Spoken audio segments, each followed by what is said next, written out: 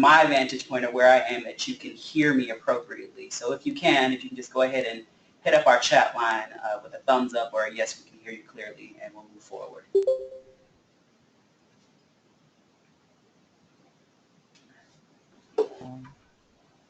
I'm hearing this comparing. Okay. Oh, man. Wonderful. So at any point during the presentation, I don't want you to lose your questions. So if you have any questions, by all means, you can write them down. Oh, great, wonderful. You can write them down in the chat box so we can keep track of them, and we will move forward.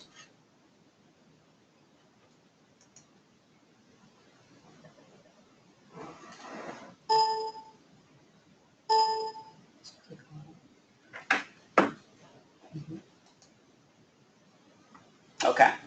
So for our official statement, just to acknowledge that our TCC is funded by the National Institutes of Health, specifically the National Institute on Minority Health and Health Disparities. And so the contents of this presentation are the responsibility of us, the authors, and not necessarily represent the official views of NIMHD or NIH.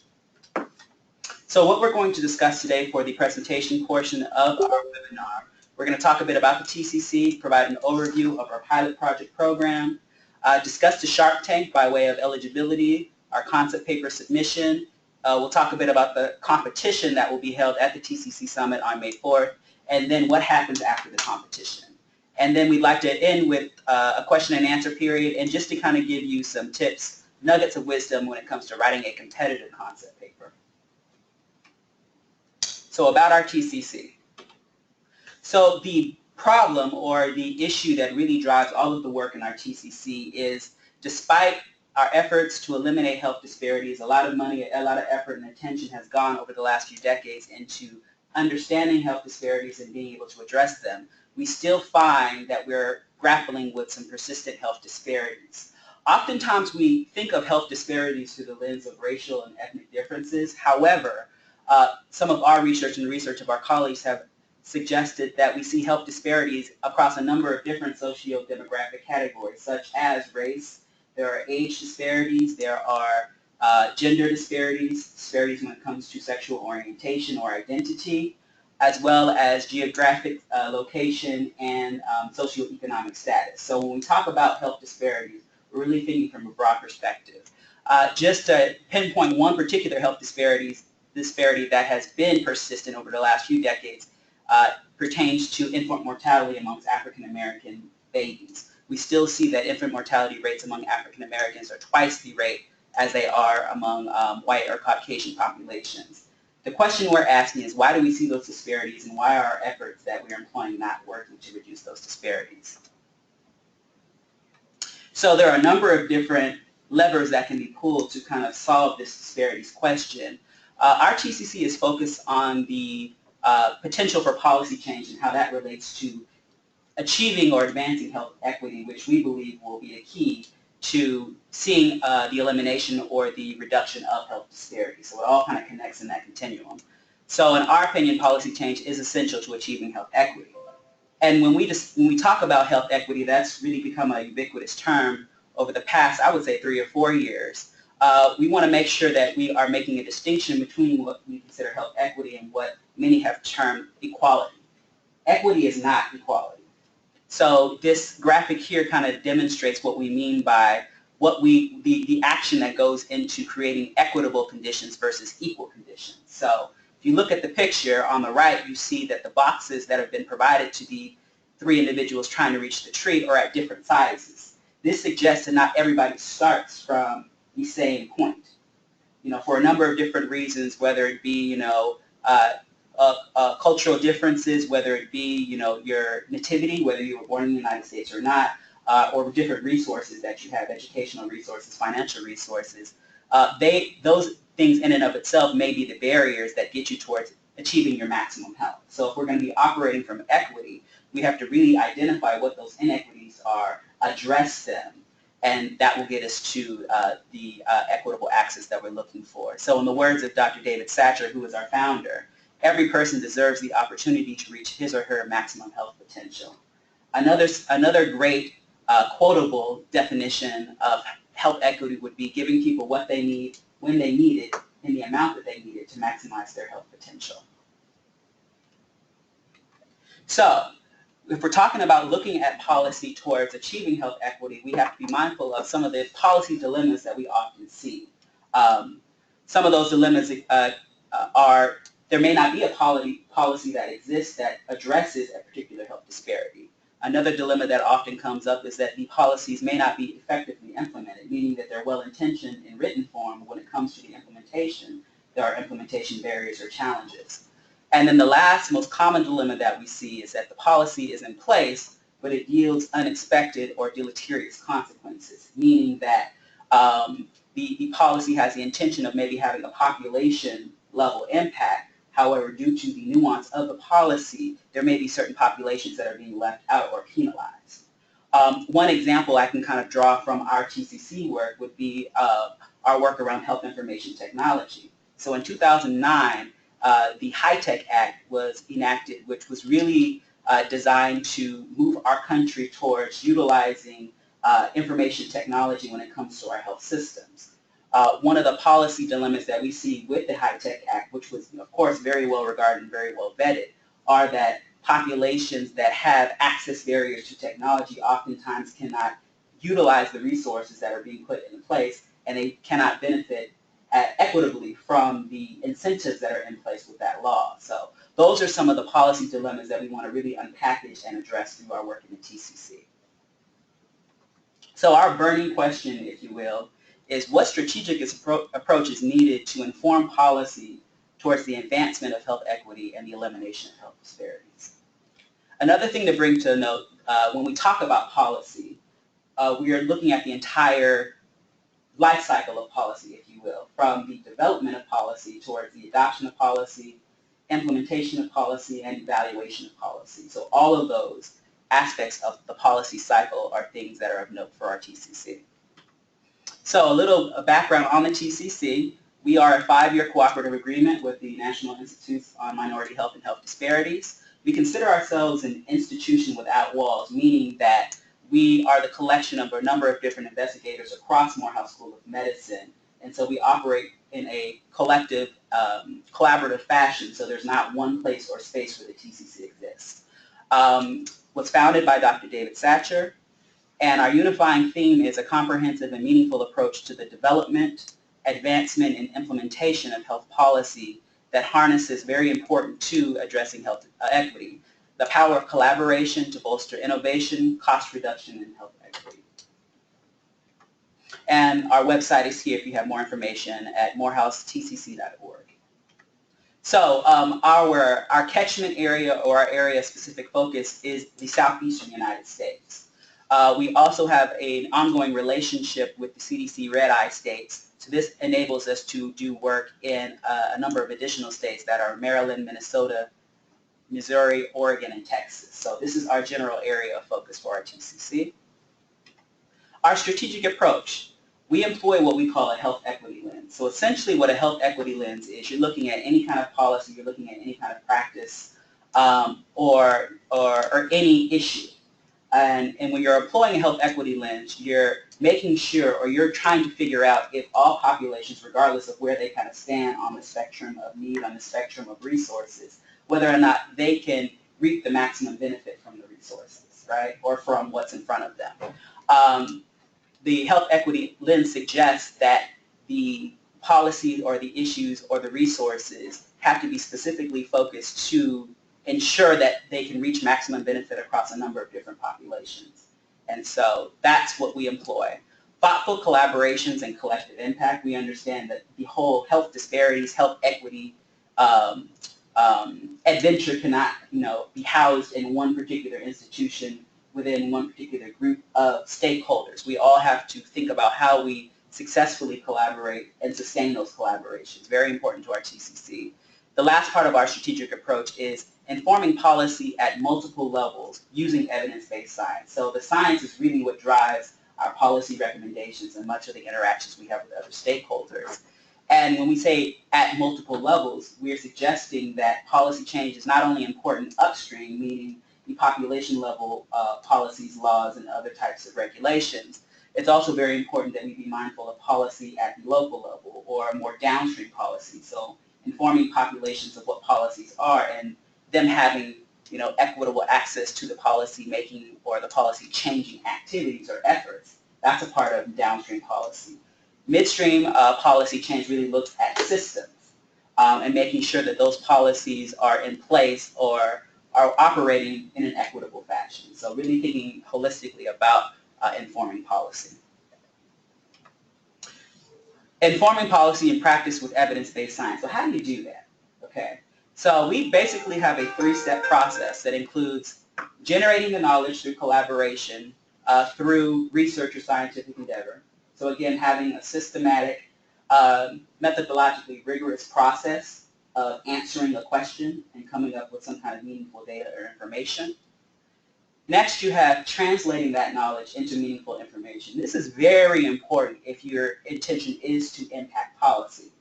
Whatever you find out has to be relevant and has to be in the language that is salient or resonates with specific populations. So if you're operating within an academic setting, a peer-reviewed manuscript or publication may not have the same weight or have the same resonance as an infographic or some other type of resource.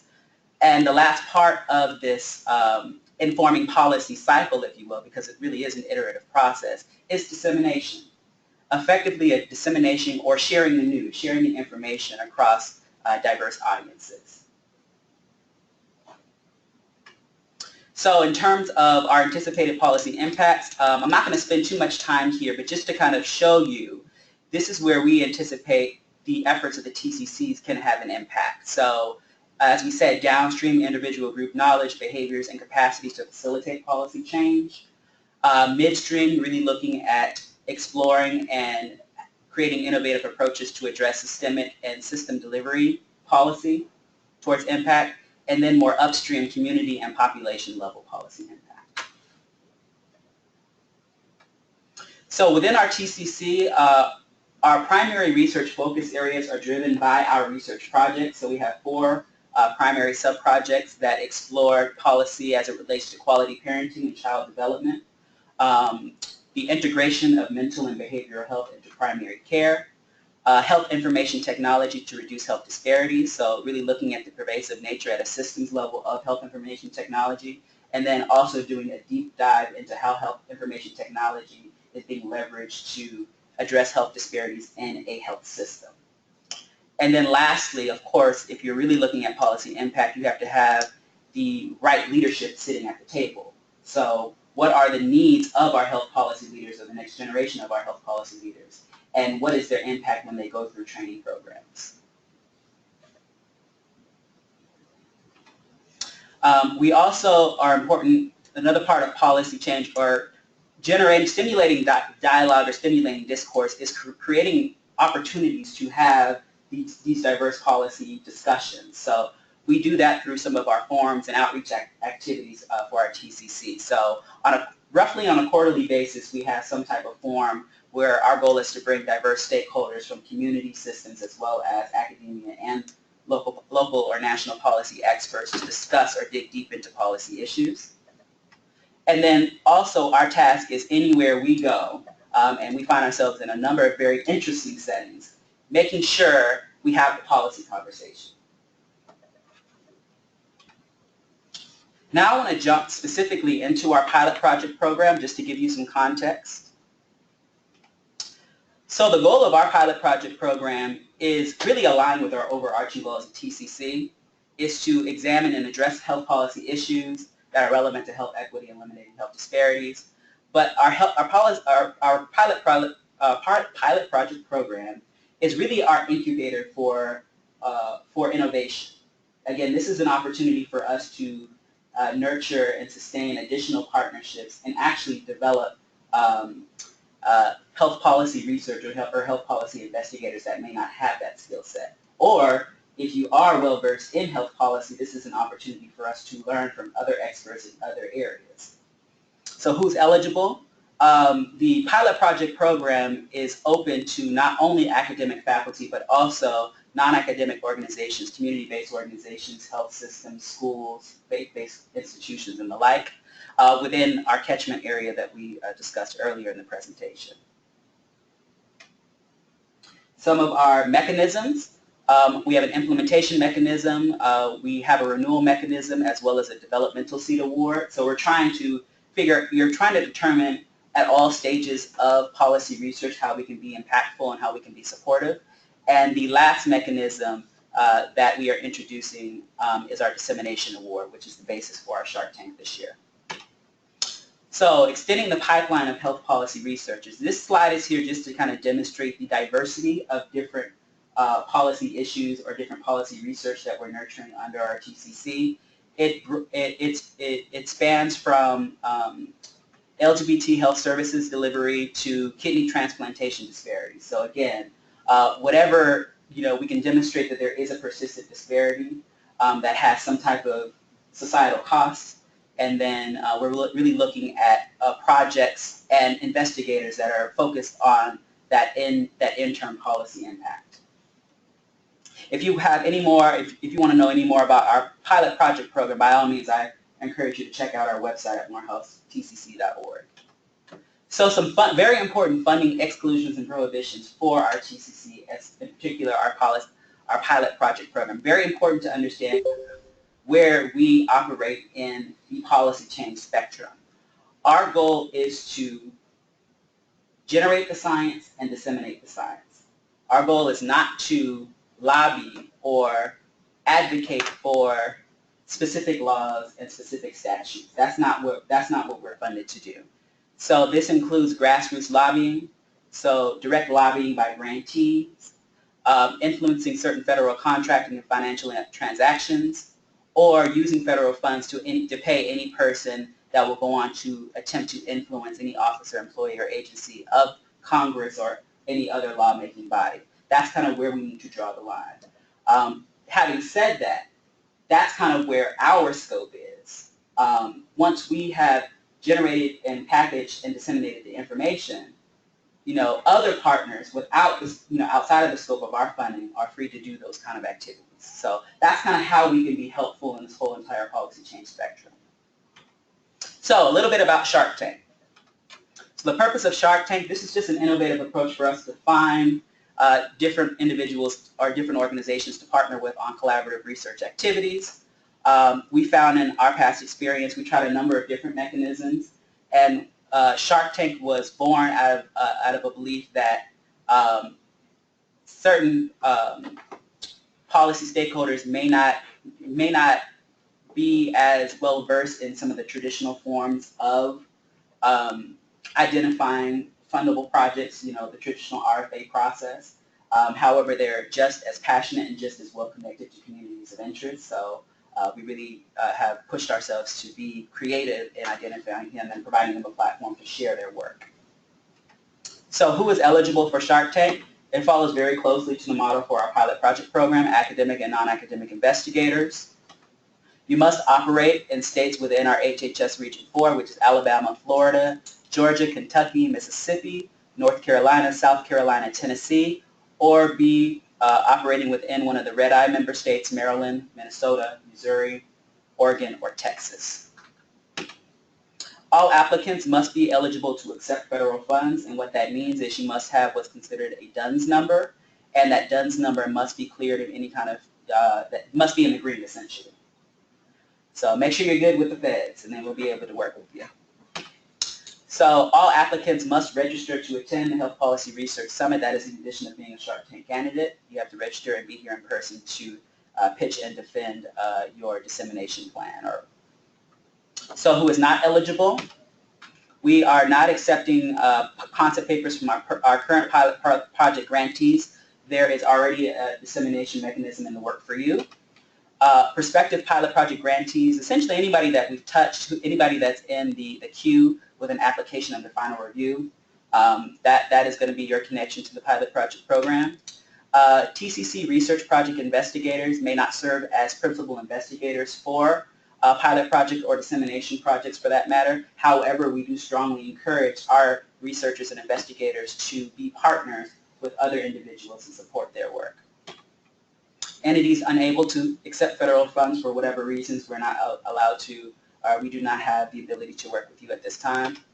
Students and other academic personnel and non-faculty capacities are not eligible to participate in Shark Tank. However, if you are working with an investigator or if you are affiliated with an organization that's outside of the scope of being a student, by all means we welcome you to Shark Tank. So what do we consider dissemination? There are a number of different ways that one can disseminate or one can define disseminate. Kind of our quick and dirty definition of dissemination, and this is really what our goals are as a TCC. Number one, to advance the science. And so some of the dissemination channels and products that are often used to advance the science are peer-reviewed publications, other scholarly outputs such as gray literature, white papers and such, and presenting at professional conferences and symposium, and then going on to publish those findings. We're also interested in advancing practice and informing policy stakeholders. This can be achieved through issue briefs, white papers, other summary documents, infographics, multimedia presentations, trainings and webinars. And then lastly, informing the public through a number of different dissemination channels: online journals, blog, writings, news outlets, letters to the editor, websites, leveraging social media and other technology and apps. Those are other ways that you can disseminate important content that is based on the research and the projects that you've been conducting. So about the concept paper. What is a concept paper? Essentially, a concept paper is a proposal or a brief summary of an idea or what you plan to do, without going into all the specifics. The reason why we employ concept papers is that it's a very quick and easy way to get to the meat of what you're trying to accomplish. It can often save time and effort for both the agency that is looking to fund a project as well as the writer in the event that your ideas don't really mesh. You know, rather than going through a whole entire application, if you can get it in a brief 2 to 4 pages, it really gets us something that we can work with and really get a sense if we're aligning in the same directions. Concept papers generally describe the idea, the need for a project, and how it's to be implemented, and then how you're going to spend any money associated with that plan.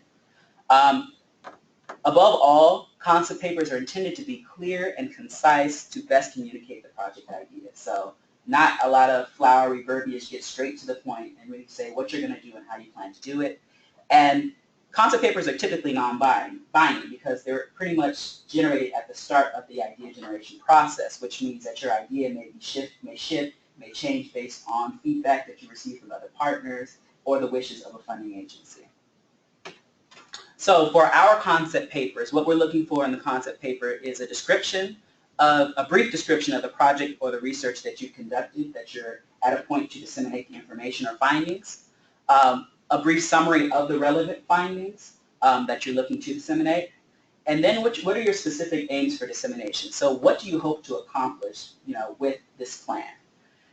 We're also looking for, and this is really the meat of your paper, what your plan is. How do you plan to achieve those aims? So the products and deliverables that you wish to develop, your anticipated audience and your anticipated reach, the channels that you choose to employ, as well as on the tail end, of course, we're measuring impact. So what data collection, what measures, and what analytics will you be using to measure your impact? Lastly, we're looking at why you or your organization is uniquely qualified for this dissemination opportunity, and then what your anticipated policy impacts will be. And so we're asking for all of this to be written within 2 pages maximum, and those are your components. As far as the budget and justification, your total budget may not exceed $7,500. This is a list of our allowable expenses. If you would like more information on unallowable expenses, we follow very closely the NIH policy, grants policy statement. We have the link here. You'll be receiving these slides as well, so you can go ahead and copy that if you want to get a sense of what absolutely is not allowable. And this is also an opportunity to ask questions. If you have any kind of concerns about unallowable or unallowable activity, it would be a great time to go ahead and email us at tcc@msm.edu or pick up the phone and call us.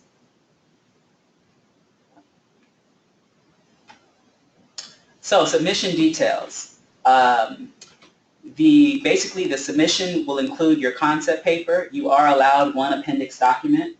Again, we're not looking to see an 100-page appendix document, so please be mindful that someone on the other end has to read this document. And what can be in the appendix document, so if you have maybe a one-page description of your project, if you want to share a little bit more about your findings, or if there's anything else to kind of help articulate what you're planning to do with your dissemination plan, those would be good additions to your appendix document. Your budget and justification. The budget and justification template is posted on the website by close of business today. We ask that you submit all of your items into our Shark Tank submission portal, which you can find on our website at morehouse.tcc.org/summit2017. And the deadline for submission is April 3rd, 2017 at 5 p.m. EST. At this time, that deadline is going to hold. If there are any changes or modifications to the deadline, they will be posted on our website.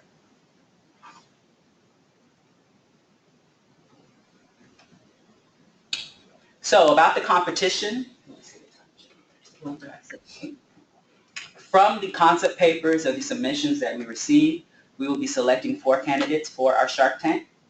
The competition will occur during our opening plenary session on Thursday, May 4th, 2017 from 9 to 11:30 a.m.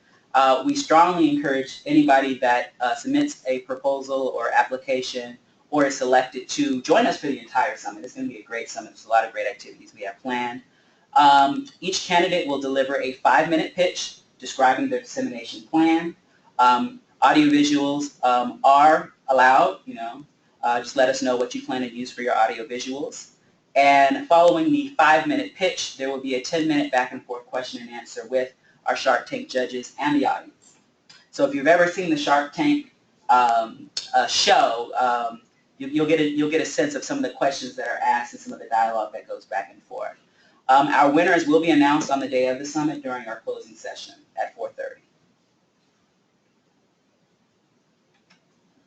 Now after the Shark Tank, we're looking at a pretty rapid turnaround time because again, we really want to make sure that these dissemination projects move forward in a timely fashion. There will be some additional documentation that will be needed from our Shark Tank winners that will be floating up to our program officers with NIMHD. However, we will provide support and guidance from our pilot project team and our course to make sure that whatever we do submit, is rigorous and of high quality. Our anticipated deadline of turning in all of the final application documents to our NIMHD officers for review is May 19th. So it's a 2-week turnaround. So once we announce our winners, we hit the ground running with making sure all of your components are ready for review. Funding is contingent on favorable review and approval from our funding agency. We do not make that decision. We provide recommendations and we package materials. Upon receiving that the approvals, that is the trigger for the start date of the actual award. So we're hoping that we can complete this cycle and get these projects off the ground at the beginning of June.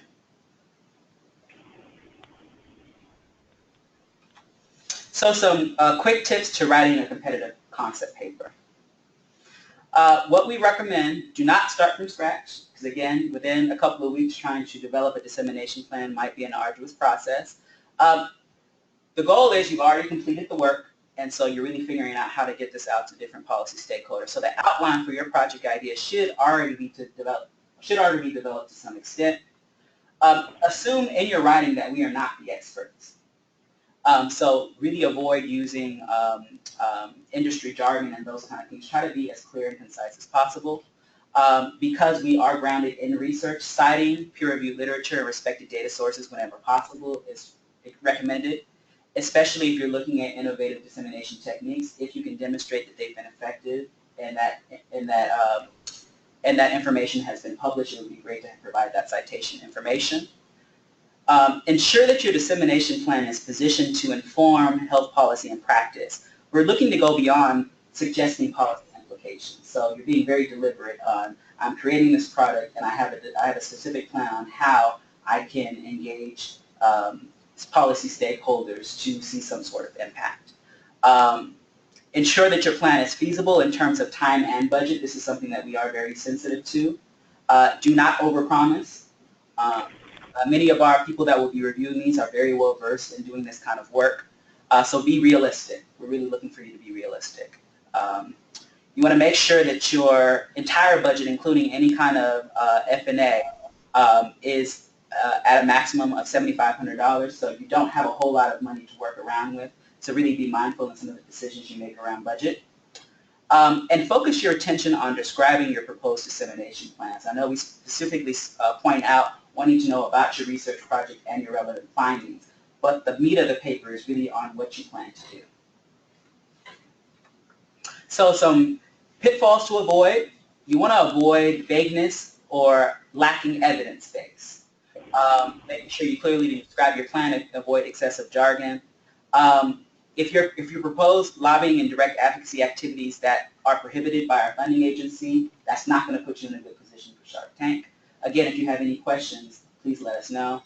If your timeline is too ambitious, or your budget is too ambitious, or unjustified, writing being too vague, too broad, and or underdeveloped, we are looking for a plan, but it has to be a pretty coached plan.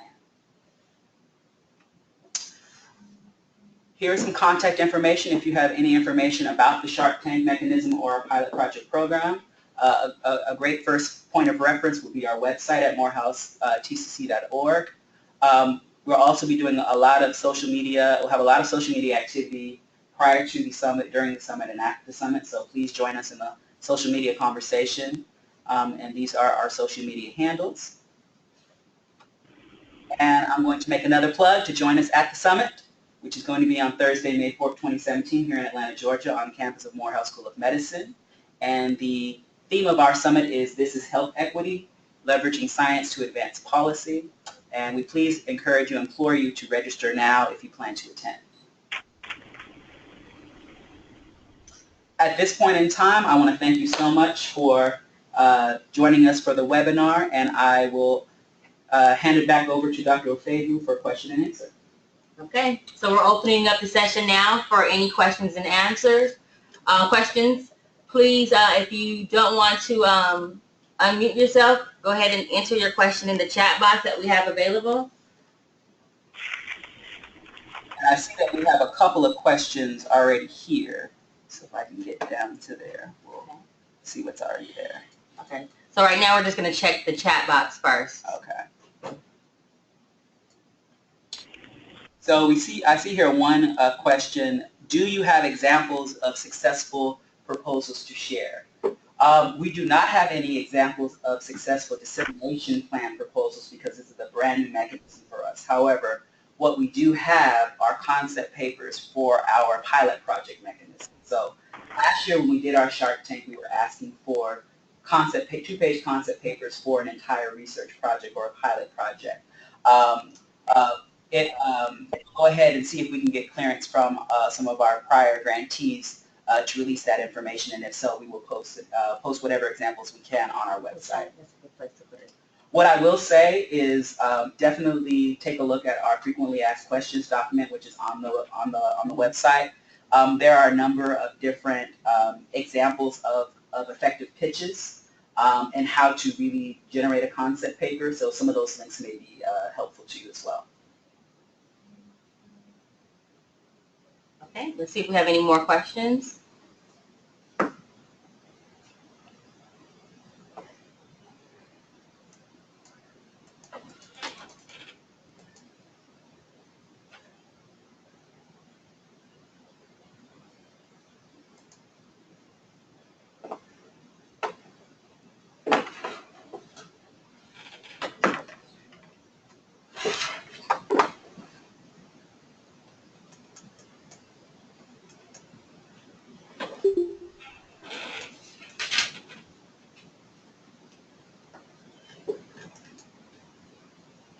Okay, we see a question here. Could you accept several different budget tiers in the concept paper since we do not know what our full funding situation will look like yet?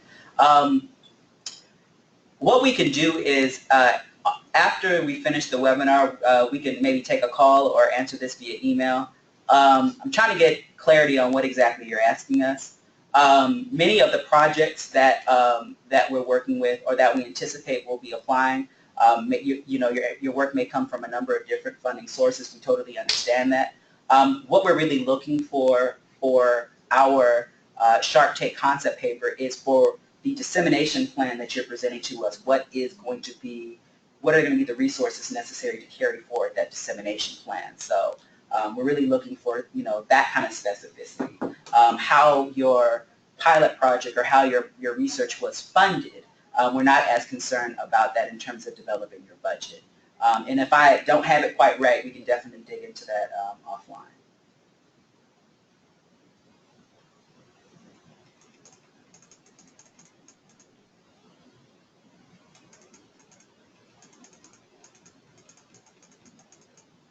You're welcome. And I have it, so we'll be in touch.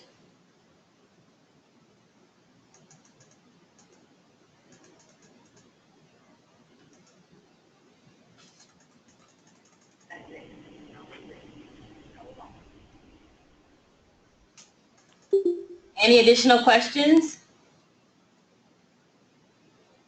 You can unmute yourself to ask, or you can quickly enter it in the chat box.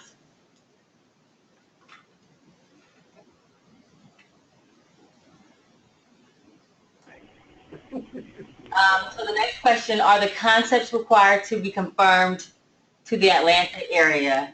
Not necessarily. We work in the whole, the HHS Region 4 area, so it can technically be within the areas that are in our region.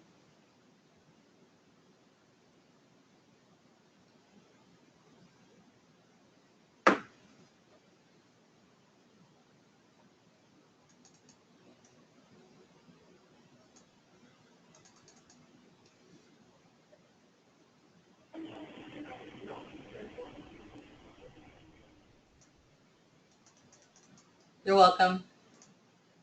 The webinar will also, the presentation will also be posted online, and don't forget to reference our question and answer section on our Summit webpage as well.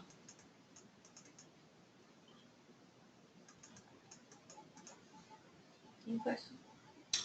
Can the attachment be a multimedia piece? So if it, if we want to submit something, can it be like a YouTube video or some sort to pull everything together?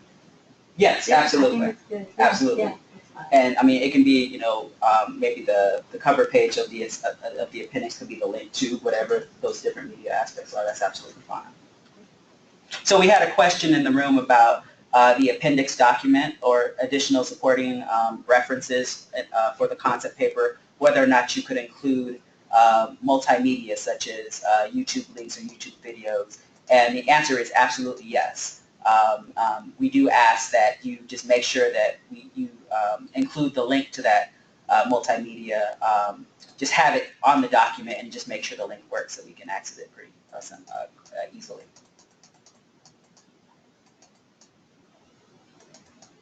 Okay, so we have another question. Do the dissemination plans need to have defined outcomes or matrices of success as well? So the answer of that question, and thank you so much, Dr. Josiah Willock, is yes.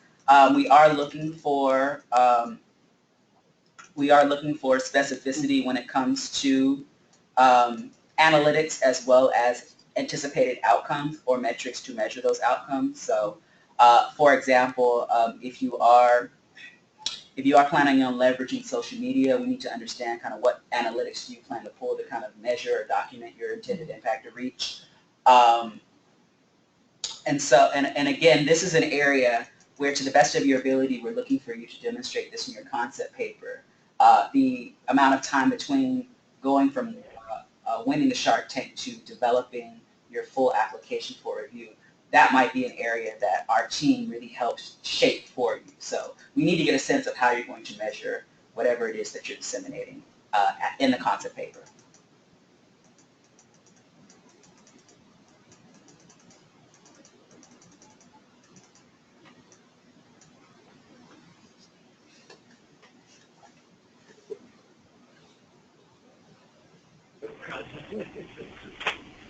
We're at 1:49 p.m. Are there any more questions?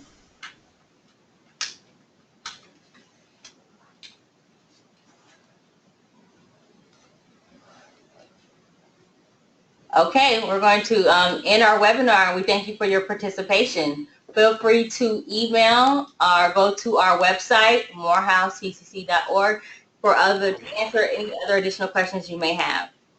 And by all means, please, please, please reach out to your colleagues and within your networks and tell them about the summit, May 4th, 2017, Morehouse School of Medicine, Atlanta, Georgia.